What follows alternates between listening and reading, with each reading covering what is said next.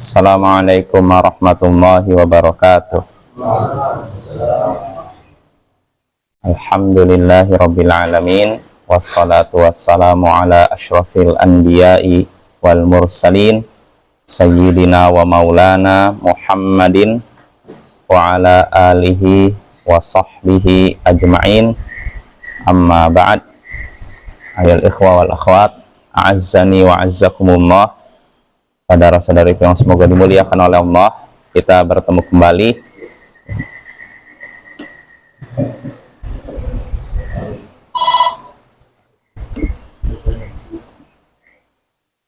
kembali di kajian malam Sabtu untuk membahas tafsir Jalalain karya Imam Jalaluddin Asyuti dan Jalaluddin Al-Mahalli. Kurang tes ini di bawah. Tes 1 2 3. Kurang. Tes 1 2 3. Tes 1 2 3. Ada. Ya, kita masih di surat Muhammad. Terakhir kita sampai ayat ke-4, ya kan? Ayat tentang jihad. Apa ya? Kita baca lagi ayatnya. A'udzubillahi minasyaitonirrajim. Fa'idha laqitumul ladhina kafaru fadharbar riqab hatta idha athkhaltumuhum fashuddul wathaq fa imma mannan ba'du wa imma fida'a hatta tada'al harbu awzaraha dhalik walau yasha'ullahu lantasara minhum walakin liyabluwa ba'dakum biba'd walladhina qutilu fi sabilillahi falan yudilla a'malahum. Kalau kalian bertemu dengan orang-orang kafir, maka pukullah leher-leher mereka, tebaslah leher-leher mereka, hingga kalian sudah melemahkan mereka, maka tawanlah mereka. Setelah itu, kalian bisa membebaskannya dengan cuma-cuma, atau kalian membebaskannya dengan tebusan, sampai perang usai. Itulah. Kalau Allah mau, Allah bisa saja menolong orang beriman menghadapi mereka. Akan tetapi Allah hendak menguji sebagian kalian dengan sebagian yang lain. Dan orang-orang yang terbunuh di jalan Allah, Allah tidak akan menyia-nyiakan amalan mereka. Nah ini Bapak-Bapak, ayat ini berbicara tentang adab dalam perang atau tata cara berperang, Bapak ya. Jadi Allah katakan, kalau kalian bertemu dengan orang kafir, maka tebaslah, pukullah leher-leher mereka. Maksudnya, bunuh mereka.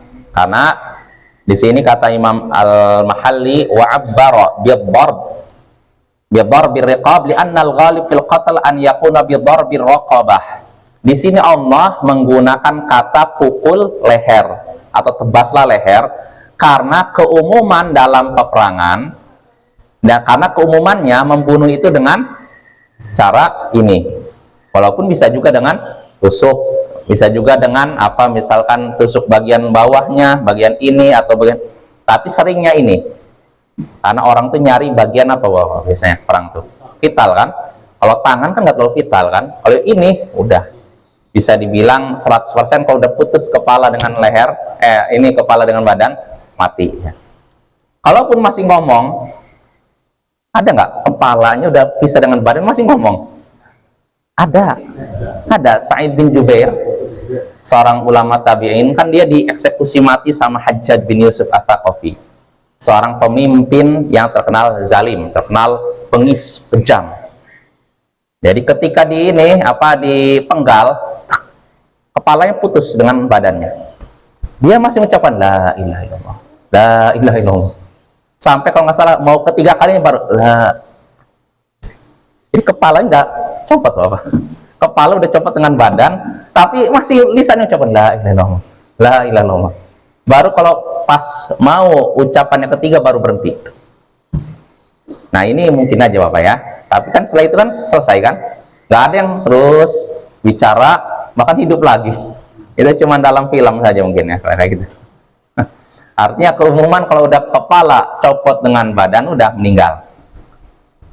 Dan itulah perang ya. Dalam perang itu kan kita kan berusaha untuk melemahkan musuh dengan menyerang organ vitalnya ya.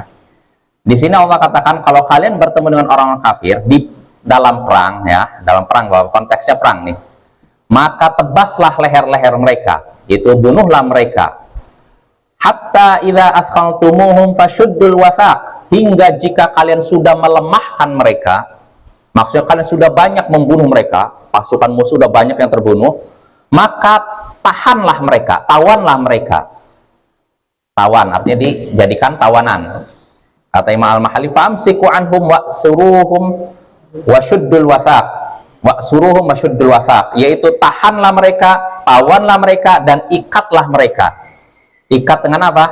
Ma yuthaku bil asra, yaitu dengan sesuatu yang biasanya digunakan untuk mengikat tawanan perang. Jadi bisa pakai tali atau pakai ya jasa atau apapun. Nah, setelah ini jadi Allah ketika dalam perang, kalau kita sudah melihat musuh sudah terpojok, maka tawanlah mereka. Nah, setelah itu Allah katakan fa imma manam ba'du wa imma fidaa. Setelah itu silahkan kalian bebaskan secara cuma-cuma, karena ditahan nih. Silahkan dibebaskan secara cuma-cuma, atau kalian bebaskan dengan tebusan. Kalau bebaskan dengan cuma-cuma, insya Allah jelas Bapak ya. Nih misalnya udah ditangkap nih musuh, ya udahlah bebaskan aja. Seperti yang terjadi pada siapa? Ada yang tahu? Pada suaminya putri Nabi ya. Siapa yang Zainab kalau tidak salah ya. Dia ditahan. Nah, tapi akhirnya dibebaskan tanpa apapun. Nah itu apa ya? Tanpa syarat ya, walaupun Nabi kenapa membebaskan? Karena nyaksikan kebetulan istrinya, suaminya Zainab ini membawa kalungnya Khadijah. Rasulullah melihat itu langsung gak tega, ternyuh, teringat dengan Khadijah. Akhirnya Rasul menawarkan siapa kira-kira mau bebaskan enggak? Karena yang nangkap bukan Rasulullah kan. Jadi gimana kalau dibebaskan aja? Ah, udah dibebaskan. Karena gak tega, para sahabat tuh gak tega. Wah, Rasulullah ini udah nyaksikan tawanan perang ini membawa kalungnya Khadijah, istri beliau tercinta. Maka Rasulullah nggak tega akhirnya beliau menawarkan kepada kaum muslimin, gimana kalau dibebaskan aja? Ya udah dibebaskan, nggak jadi itu apa ya, dieksekusi dan ditawan. Jadi itu bisa. Jadi kalau musuh sudah ditangkap, bisa dibebaskan secara cuma-cuma dan bisa dibebaskan dengan tebusan. Artinya dibebaskan tapi harus bayar ya. Bayarnya dengan apa? Di sini Imam Al-Mahalli menyebutkan tufadunahum bimalin au asal muslimin. Kemarin bima, saya bingung juga itu bimalin kan? Bimal. Kalau bima dengan bimal beda. Jadi artinya kalian membebaskan itu dengan tebusan berupa harta atau tawanan kaum muslimin. Jadi kalau musuhnya dengan harta gini, kami siap bebaskan tawanan ini dengan memberikan apa bayaran misalnya 1 miliar. Ya udah, kalau misalkan musuh sanggup ya udah bayar, bebaskan. Atau dengan membebaskan tawanan kaum muslimin yang ditawan oleh musuh. Misalkan ini kan musuh kita tangkapkan. Di tempat musuh pun ada tawanan kaum muslimin di sana. Ya udah, saya tukar ini dengan 10 kaum muslimin. Ini boleh tidak? Boleh. Mau 1 atau 1000 seperti itu diperbolehkan. Ini konteksnya perang Bapak ya, bukan model seperti penculikan lalu setelah itu ayo tebus ini dengan ini. Enggak, konteksnya perang. Kalau perang memang begitu kan, tapi kalau penculikan ini bukan metodenya kaum muslimin. Karena ada sebagian kelompok mereka berperang, bukan berperang sih istilahnya apa ya, meneror musuh dengan penculik, diculik lalu minta tebusan. Ini nggak pernah dilakukan oleh Nabi kita Sallallahu Alaihi Wasallam. Kalau dalam perang ya, tapi kalau dalam masalah itu tidak. Selain perang nggak ada. Nah itu Bapak. Lalu kita lanjut lagi. Jadi setelah kalau kalian, jadi Allah katakan, kalau kalian sudah melemahkan mereka, membunuh banyak musuh, maka tawanlah mereka. Setelah itu silahkan dibebaskan secara cuma-cuma atau dibebaskan dengan tebusan hatta tadha'al harbu auzaraha, sampai perang usai. Di sini kata Imam Al-Mahalli, tad'al harbu, di sini tad'al harbu ay ahluha auzaroha af'alaha minas silah wa ghairi, yaitu sampai orang-orang yang berperang meletakkan benda-benda berat mereka. Apa benda berat sini? Ya senjata katanya atau selainnya. Sampai apa yang selainnya, dengan cara apa maksudnya? Sampai perang usai, sampai mereka meletakkan senjata. Maksudnya bagaimana?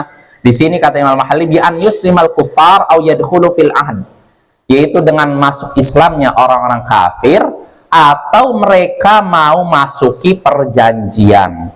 Maksudnya apa? Mereka yaudah kami tidak masuk Islam, tapi kami siap apa? Di bawah kekuasaan kaum muslimin, kami akan bayar upeti, jizyah dan semacamnya. Dan ini tentu Bapak yang praktekan penguasa, bukan kelompok-kelompok tertentu, nggak bisa ya. Nah, maksudnya yang punya kekuasaan, kalau pemimpin apa ormas atau kelompok tertentu kan nggak punya kekuasaan kan, maka nggak bisa mempraktekkan seperti ini. Dalam semua urusan masalah hukum syariat, jihad dan semacamnya, yang bisa menerapkan hanya penguasa yang punya kekuasaan. Adapun ormas, kelompok kecil atau apapun namanya lah, mau ormas kah, mau faksi tertentu atau mungkin front apa misalkan, mereka nggak punya kekuatan, nggak punya kekuasaan, maka tidak boleh menerapkan hukum ya. Karena kalau penerapan hukum diserahkan kepada orang yang tidak punya kekuasaan, yang timbul apa Bapak?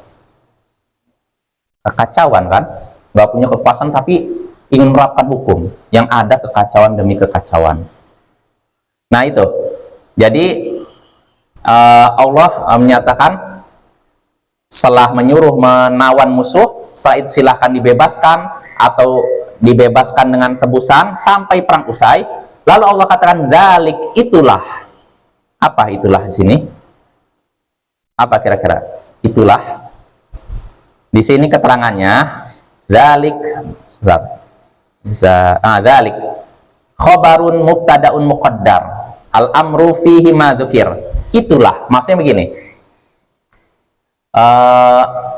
Allah menyebutkan itulah, sebenarnya disebutkan sebelumnya mubtada. Kalau dalam bahasa Arab itu ada mubtada khobar. Ini kata Imam Al-Mahalli, itulah itu khobar dari mubtada yang tersembunyi. Maksudnya gini, kata Imam Al-Mahalli, apa mubtadanya? Al-amru fihim ma dzukir, perkara tentang orang-orang kafir tadi dalam perang yang sudah disebutkan, itulah maksudnya. Itulah perkara yang disebutkan tentang orang-orang kafir dalam perang. Jadi aturan tadi tentang orang kafir itu betul ditunjukkan oleh Allah. Nah itu Bapak. Jadi perkara, urusan, aturan tentang orang-orang kafir, itulah yang sudah disebutkan gitu maksudnya. Lalu Allah katakan, walau yasha'ullahu lantasara minhum. Kalau Allah mau, bisa saja Allah menolong mereka. Menolong siapa? Menolong orang beriman, bi ghairi qital, tanpa perang. Sanggup tidak Bapak? Sanggup. Allah sanggup. Kita nih orang kafir, nggak perlu digerak melalui peperangan, nggak perlu pertempuran. Allah kirim tsunami, terus habis. Atau Allah seperti kaum Thamud ya, yang di Thamud atau Ad?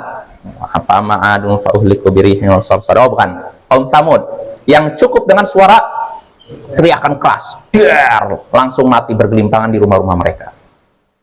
Sanggup berarti kan? Allah sanggup ya. Ini kalau Allah mau, kalau Allah berkehendak, tapi Allah tidak berkehendak demikian. Kira-kira apa hikmahnya?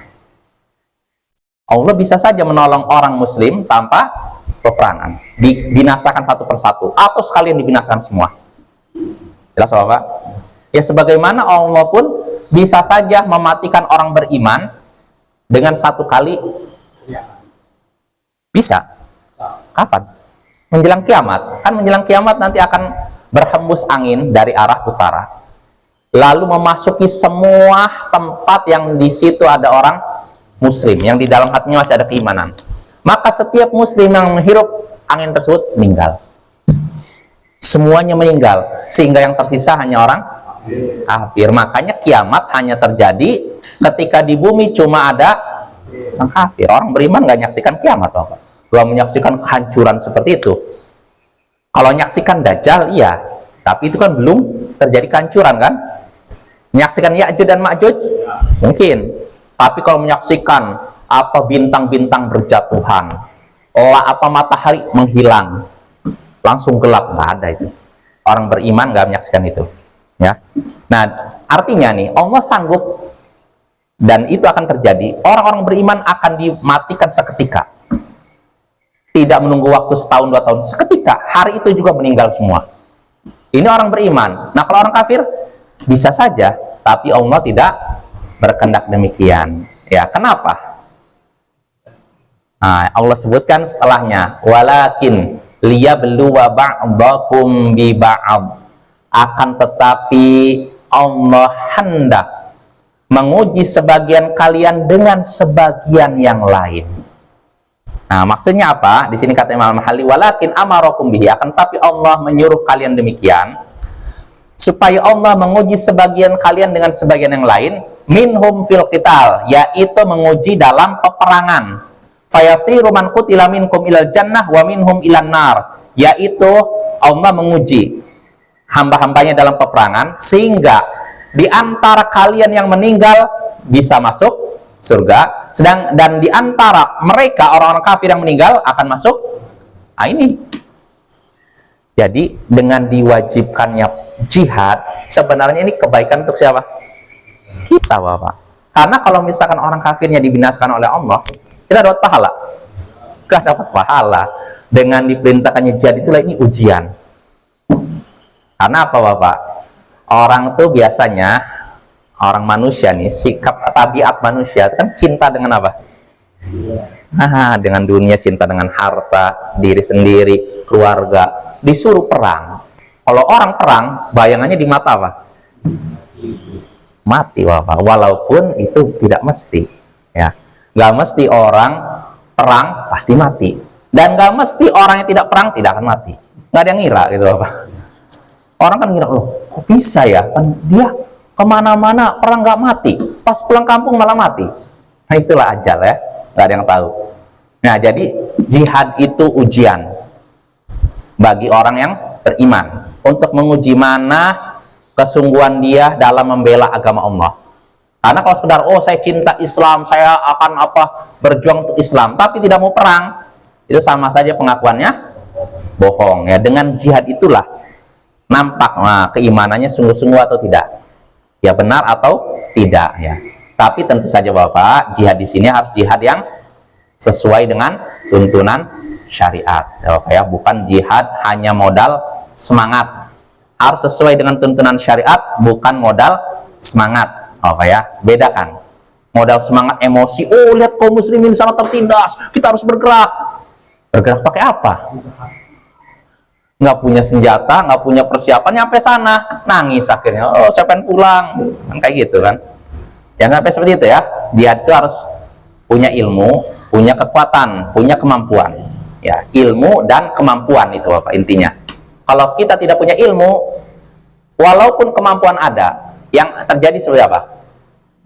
Yang terjadi seperti apa? Ya jihadnya salah-salah, membunuh yang tidak layak dibunuh. Nah, ini kalau punya ilmu tidak punya kemampuan, atau punya ilmu tapi tidak punya kemampuan, ya ini juga sama juga. Apa manfaatnya? Oh saya tahu ini rakyat sipil tidak boleh dibunuh, ini begini-begini, tapi nggak punya kemampuan, terus perang, akhirnya apa? Ya mati. Kalau kita yang mati aja mending, tapi yang di belakang ikut mati. Nah ini bahaya Bapak ya. Maka harus punya ilmu dan punya kemampuan. Dan inilah bimbingan dari ulama kita dari perang-perang yang ada di zaman di abad ke-21 ini, perang di Irak, Afghanistan dan semacamnya. Contohnya seperti di Irak Bapak. Dulu kita tahu kan Irak itu kan negara kaum muslimin ya kan.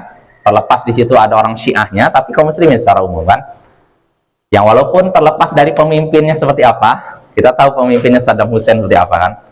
Tapi itu negara kaum muslimin diinvasi oleh Amerika. Apa kewajiban kaum muslimin di Irak? Apa kewajibannya Bapak? Perang kan? Harus bela diri kan? Bahkan itu jihad fardhu ain, ya kan? Tapi jihad fardhu ain pun disyaratkan mampu.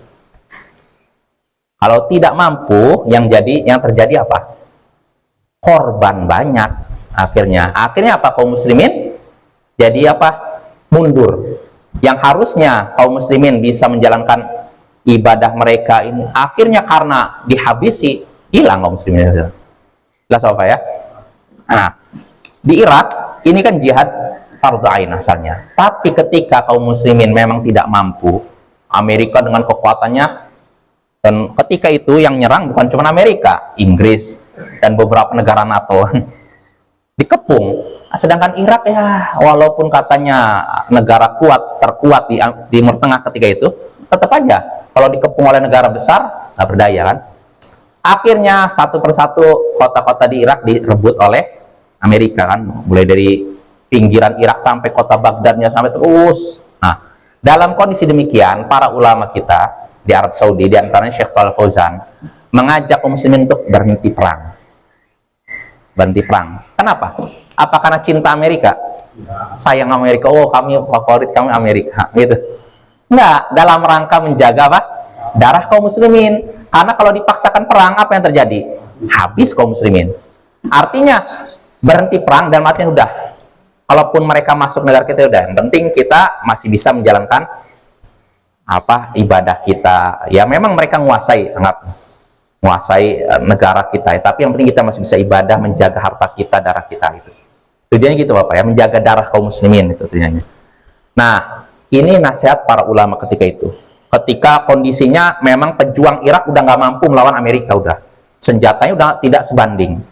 Nah, tapi rupanya sikap para ulama ini tidak disukai oleh sebagian orang Irak yang itu punya semangat jihad tapi tanpa ilmu dan tanpa punya kemampuan, pengennya pokoknya perang walaupun korban banyak. Akhirnya apa? Ketika ada ikhwah kita yang dari Irak datang ke Syekh Shalih Fauzan, tanyakan masalah Irak gimana nih, kita dalam kondisi seperti ini, Amerika sudah mau menyerang, mau habisi kota Fallujah. Fallujah ketika itu basisnya Ahlus Sunnah di situ, basisnya Salafiyin di kota Fallujah. Gimana kondisinya udah seperti ini, wahai Syekh, gimana? Akhirnya kata Syekh, udah, hentikan perang. Nah, yaudah, dapat fatwa ini, dia pun pulang ke Irak, nyebarkan fatwa Syekh Shalih Fauzan. Rupanya apa yang terjadi? Langsung muncul ancaman. Kira-kira siapa? Dari Amerika? Bukan, dari orang-orang yang menamakan dirinya mujahidin. Ancaman, diberikan peringatan, kamu kalau nyebarkan sekali lagi, kamu mati. Apa reaksi ikhwah kita ini? Tetap menyebarkan fatwa itu. Akhirnya selang berapa hari dia keluar dari rumahnya, langsung diberondong, mati di depan rumahnya sendiri. Nah, akhirnya lihat, jadi ada sebagian orang kadang memaksakan diri berjihad dalam keadaan tidak mampu. Akhirnya apa? Tidak menguntungkan kaum muslimin, yang ada malah membahayakan kaum muslimin sehingga mati yang harusnya misalkan kaum muslimin, misalkan yang matinya cuma 1000, tapi karena dipaksakan matinya 10.000, 20.000. Apa manfaatnya untuk kaum muslimin kalau gitu? Masjidnya hancur akhirnya, sekolah-sekolah hancur, rumah sakit hancur. Ada manfaatnya untuk kaum muslimin? Nggak ada kan? Tapi kalau memang kaum muslimin udah berhenti perang, artinya sudah, kalaupun mereka menguasai negara kita, kalaupun musuh menguasai negara tersebut, tapi kan masih bisa ibadah, ya kan? Masih bisa sekolah, ya tidak? Walaupun di sisi lain udah diatur gitu, tapi setidaknya darah kita terjaga. Tapi kalau dipaksakan, ya sudah, yang mati bukan cuma 1-2, tapi ribuan orang. Bapak-bapak, kalau kita bisa memahami demikian, jihad itu harus dengan ilmu, dengan kemampuan, kekuatan. Kalau kita bisa memahami kaidah ini, kita bisa menilai jihad-jihad yang ada di zaman sekarang, atau peperangan yang ada di zaman sekarang ini sesuai tidak dengan jihad yang sebenarnya. Ini jihad yang sebenarnya atau jihad yang belum memenuhi syaratnya. Kita bisa lihat entah di negeri ini, negeri ini. Ya, jelas Bapak ya. Apakah kita akan menerapkan pasal juga? Iya iyalah, kalau memang kita tidak mampu, jangan dipaksakan. Lain halnya gini Bapak, kalau misalkan orang kafirnya masuk ke rumah kita, lalu ingin bunuh kita, diam aja gitu. Lawan, tapi kalau mereka menguasai negara kita, tapi kita masih dibiarkan hidup, masih dibiarkan ibadah, masih dibiarkan sekolah, ya sudah, biarkanlah. Mereka anggap ngambil ekonominya, nguras, istilahnya apa? kekayaan kita, tapi kita masih bisa hidup, ya sudah. Dalam artian bukan berarti kita ridho dengan mereka, tapi dalam rangka apa? Menjaga darah kaum muslimin sampai nanti punya kekuatan baru usir. Apa ya? Jelas apa ya? Ini masalah seperti ini kan butuh ilmu, bukan butuh semangat. Karena sebagian orang cuman modal semangat, pengennya perang-perang walaupun yang mati di belakang sampai ribuan orang, puluhan ribu orang. Pokoknya yang penting jihad katanya. Nah, itu bukan petunjuk Nabi kita yang diberikan kepada para sahabatnya, ya. Umar bin Khattab. Ada yang tahu Umar bin Khattab? Orang berani perang nggak Umar bin Khattab? Berani kan? Dia orang yang nggak takut mati. Tapi ketika mengetahui Khalid bin Al-Walid memimpin pasukan perang dengan begitu nekat. Jadi Khalid bin Al-Walid ini, dia ini termasuk komandan pasukan kaum muslimin yang gagah berani. Setiap perang menang. Nah, ketika Umar bin Khattab jadi khalifah, dia mandang Khalid bin Walid ini membahayakan kaum muslimin. Maksudnya apa? Membahayakan pasukan. Saking beraninya dia dikhawatirkan pasukannya bakal ini. Akhirnya apa? Umar copot dia. Bayangkan, dicopot dari jabatannya. Sehingga orang-orang bingung, loh gimana? Dia kan orang berprestasi. Setiap perang pasukannya menang. Kalau kok malah dicopot? Ya Umar kenapa mencopot dia? Karena sayang. Sayang kepada siapa? Kepada kaum muslimin, pasukan kaum muslimin, terus kepada Khalid juga. Karena dalam riwayat lain disebutkan Umar khawatir Khalid ini dijadikan apa istilahnya, dikultuskan. Hebat nih. Setiap ada Khalid pasti menang. Setiap ada Khalid pasti musuh kalah. Akhirnya seakan-akan kemenangan ditentukan oleh Khalid bin Al-Walid. Nah, Umar gak ingin seperti itu, maka dicopotnya. Jelas apa ya? Diganti Abu Ubaidah bin Al-Jarrah yang lebih tenang, orang pembawanya tenang. Jelas apa ya? Itu contohnya apa? Jadi kita harus sayang kepada kaum muslimin. Jangan sampai kita modal semangat, ngabisi siapa? Misalkan Yahudi lah atau gimana lah. Tapi di belakang kita habis ribuan orang. Jangan sampai alasan, nggak apa-apa syahid. Nah, gimana syahid?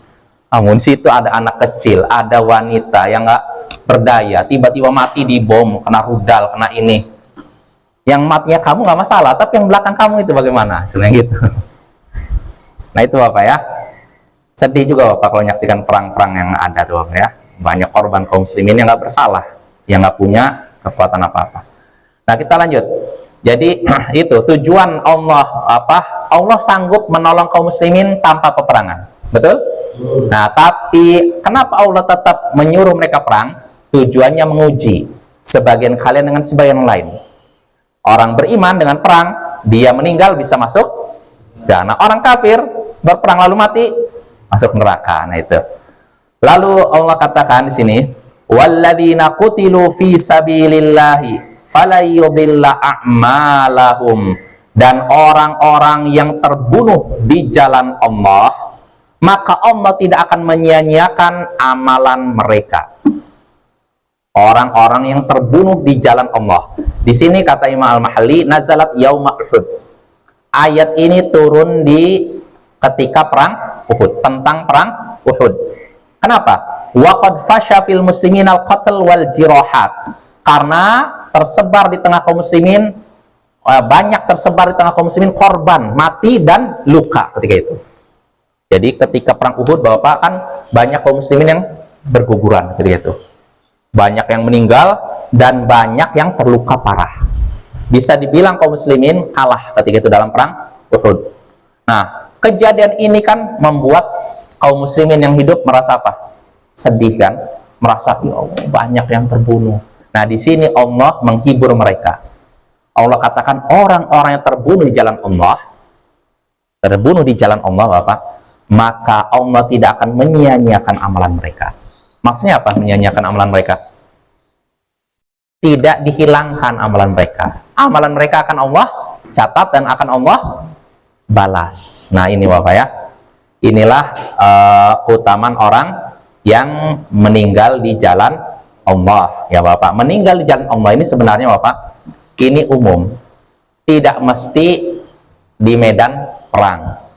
Jelas Bapak ya. Karena jihad itu bisa dengan apa? Dengan harta, Lalu apa? Lisan dan jiwa kan. Kalau dengan harta artinya kita berikan kepada orang yang berperang. Dengan lisan menyebarkan ilmu, dakwah, ini jihad juga. Ya.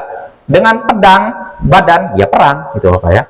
Nah, jihad itu sebenarnya fisabilillah, ini umum, bisa di medan perang atau di luar medan perang seperti jihad dan seperti dakwah dan semacamnya. Tapi kalau disebutkan di dalam ayat fisabilillah dalam hadis, maka yang pertama kali muncul dalam benak kita apa? Perang atau dakwah? Perang. Nah, itulah asalnya disebut fisabilillah itu perang.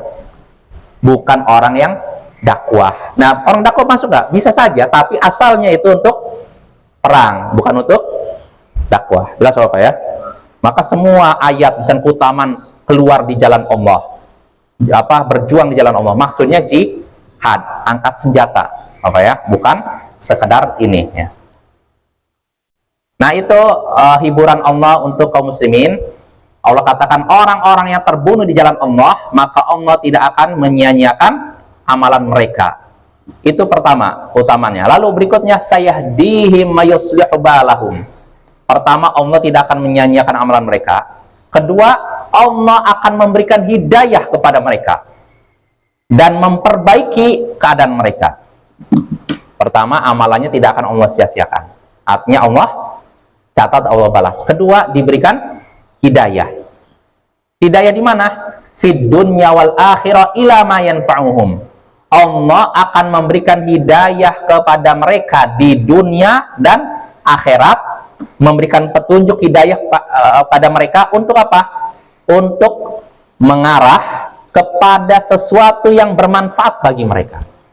Artinya apa? Allah berikan hidayah kepada orang yang berperang sehingga mereka bisa tahu, oh ini saya perkara yang bermanfaat ini. Nah, itu Bapak ya. Wa yuslihu balahum, dan juga akan memperbaiki keadaan mereka. Di mana keadaannya? Di mana? Halahum fihima, keadaan mereka di dunia dan akhirat. Nah, jelas Bapak ya. Jadi orang yang berperang ini di jalan Allah, pertama, Allah tidak akan menyia-nyiakan amalan mereka. Kedua, diberikan hidayah. Lalu ketiga, apa? Allah perbaiki keadaan mereka. Di mana? Dunia dan akhirat. Kalau di dunia seperti apa? Ya kan Allah hidupnya jadi berkah. Hidupnya bahagia. Makanya orang yang berjihad itu kalau meninggal syahid, kalau tetap hidup mulia. Makanya ada ucapan ish kariman wa mut syahidan. Hiduplah dengan mulia, mati syahid. Karena orang yang berperang di jalan Allah, kalau dia meninggal, dia mati syahid, mulia kan? Kalaupun tidak meninggal ketika itu, dia hidupnya mulia. Orang masyarakat anggap ini orang yang bagus dia. Dia rela mengorbankan hartanya, jiwanya untuk berperang. Ini saja sudah jadi poin yang lebih ya. Beda dengan orang yang tidak ikut berperang, Bapak ya. Dan kita mohon kepada Allah agar merasakan itu Bapak ya. Yang penting punya niat Bapak ya. Walaupun mungkin Allah belum nakdirkan, yang penting punya niat dalam hati, saya mau jihad. Karena kalau kita meninggal dalam keadaan tidak terbetik sama sekali keinginan untuk jihad, kata Nabi, mata ala syu'batin minan nifaq, maka mati di atas salah satu cabang kemunafikan.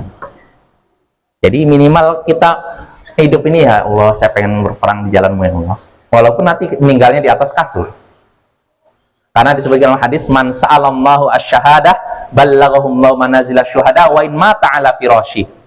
Siapa yang memohon kepada Allah mati syahid, maka Allah akan mengantarkan dia kepada derajat mati syahid walaupun dia mati di atas kasurnya, di atas ranjangnya. Ya itu Bapak ya, doa ya. Walaupun apa? Iya sama aja. Artian dalam artian gini, saya ingin berperang di sini membela kaum muslimin. Iya betul, nggak masalah. Nggak masalah. Mau dimanapun, nggak mesti Palestina, bisa di Yaman kah? Di Yaman pun apa? Kok dilupakan ini? Kesannya kita perang tuh Palestina aja. Yaman pun itu menghadapi orang Syiah, Bapak ya. Di orang Syiah ini menindas juga, Bapak ya. Kita taunya cuman Palestina, lalu apa lagi? Udah selesai ya? Mana lagi? Palestina, Suriah, gimana?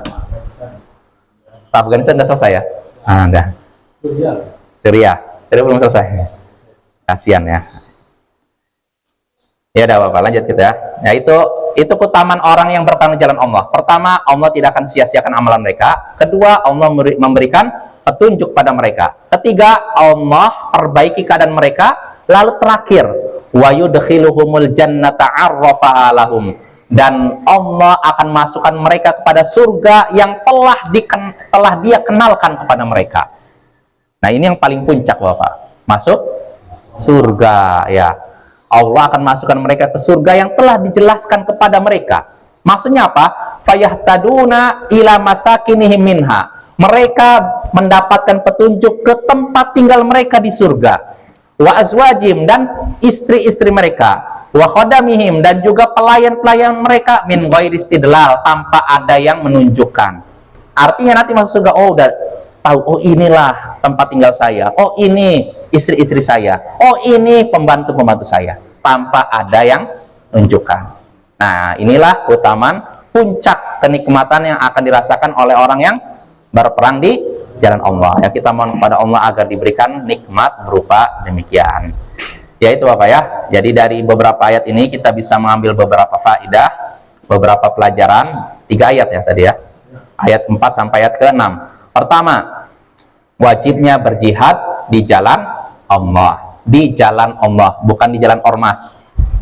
Bukan di jalan kelompok, bukan di jalan faksi tertentu ya.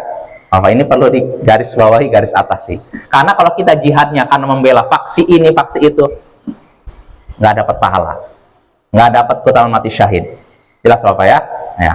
Yang namanya faksi, kelompok, anggap, ormas itu sebagai sarana saja, sebagai kendaraan saja, bukan dijadikan tujuan ya. Tapi kalau dijadikan tujuan, saya membela, hidup mati karena membela ormas ini, ya nanti jihadnya bukan fi sabilillah, tapi fi sabili ormas.